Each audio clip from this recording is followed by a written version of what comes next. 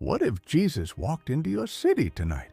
No cameras, no golden robe, no thunder in the sky, just a quiet man in tattered clothes, with tired eyes that carried eternity, and feet blistered from walking among us. Would you recognize him, or would you look away, thinking he was just another stranger, another beggar on the side of the road? It happened tonight. Not in a church, not in a stadium, not on a stage, but in a small homeless shelter on a cold night. It was freezing outside, the kind of cold that wraps around your bones, where the wind doesn't just blow, it bites. Inside there were maybe 20 people, volunteers handing out warm soup, blankets that had been used 100 times. The air smelled like damp clothes, tired skin, and quiet survival. No fancy lights, no big names, just the forgotten, clinging to hope. And then he walked in.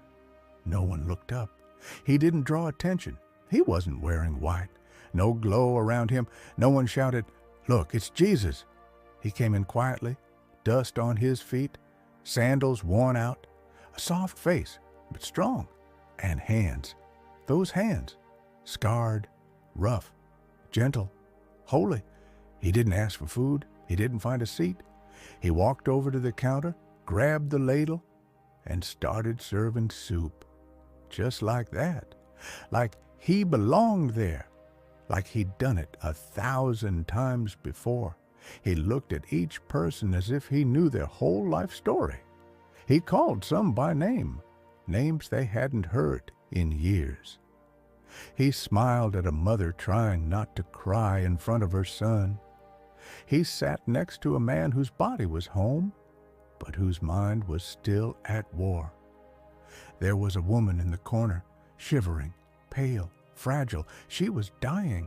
Everyone knew it. Even the doctors had said, "There's nothing more we can do." She had no family, no one left.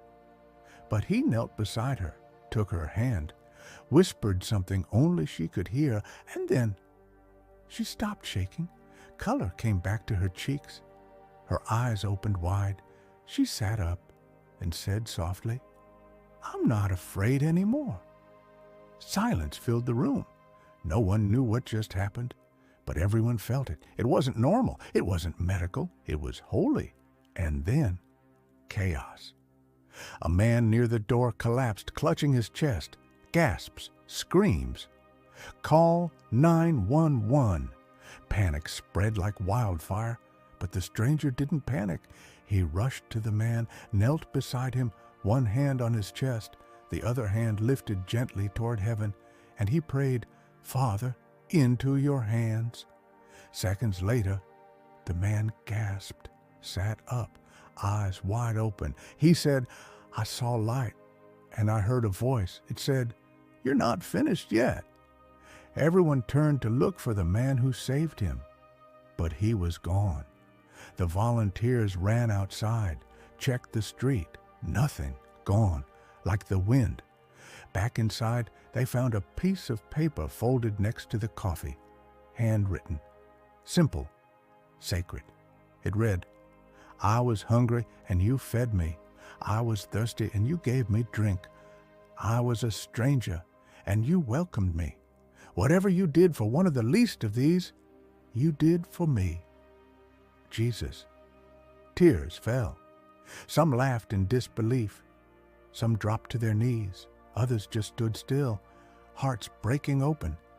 A woman whispered through her tears, "He came for us, and we didn't even know it."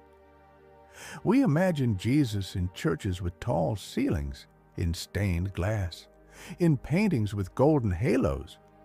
But Jesus said, "The Son of Man has no place to lay his head." He walks where the pain is, where the hungry sit, where the lonely cry, where the forgotten live. He doesn't wait for cameras. He doesn't post for likes. He shows up quietly and loves deeply. He's not just in heaven. He's here, in the shelter, on the corner, in that hospital room, in the prison cell, in your living room, in your heartbreak, and maybe, just maybe, you've walked right past him before. That man you ignored, that woman you judged, that child you didn't notice. Maybe he was right there, waiting for you to see. So tonight, the question isn't, would Jesus come? The real question is, would you recognize him if he did? Because he's still here, still healing, still loving, still calling your name right now.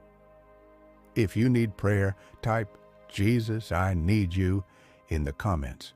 We will lift you up tonight, and if this touched your heart, share it. Someone you love needs to see this.